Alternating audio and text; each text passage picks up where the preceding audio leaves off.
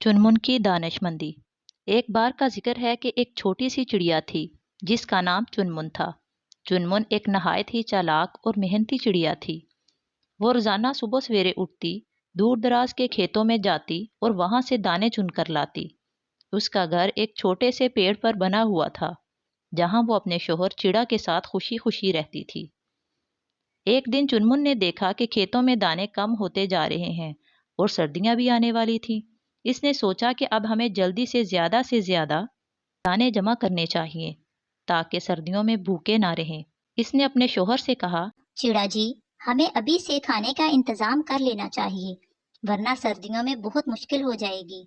चिड़ा भी चुनमुन की बात से मुत्फिक हुआ और दोनों ने दिन रात मेहनत करके दाने जमा करना शुरू कर दिए। लेकिन जैसे जैसे दिन गुजरते गए दाने जमा करना मुश्किल होता गया, क्योंकि खेतों में फसल खत्म हो चुकी थी। चुनमुन बहुत परेशान हुई कि अब क्या किया जाए। एक दिन चुनमुन ने एक बुद्धू बिल्ली को देखा जो हमेशा सुस्त रहती थी और किसी काम में दिलचस्पी नहीं लेती थी।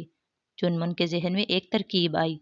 वो बिल्ली के पास गई और कहा, बिल्ली बहन, तुम हमेशा काम करती हो, क्यों ना तुम हमारे साथ दाने चुनने में मदद करो, हम तुम्हें भी दाने देंगे। बिल्ली ने सुस्ती से जवाब दिया। मुझे आराम पसंद है, मैं इतनी मेहनत नहीं कर सकती। चुनमुन ने मुस्कुराते हुए कहा, अगर तुम अभी मेहनत करोगी तो सर्दियों में आराम से रहोगी, वरना तुम्हें भूखा रहना पड़ेगा। बिल्ली को ये बात समझ आ गई और वो भी चुनमुन और चिड़ा के साथ दाने चुनने लगी। कुछ ही दिनों में उन्होंने इतने दाने जमा कर लिए कि सर्दियां आसानी से गुजर गईं।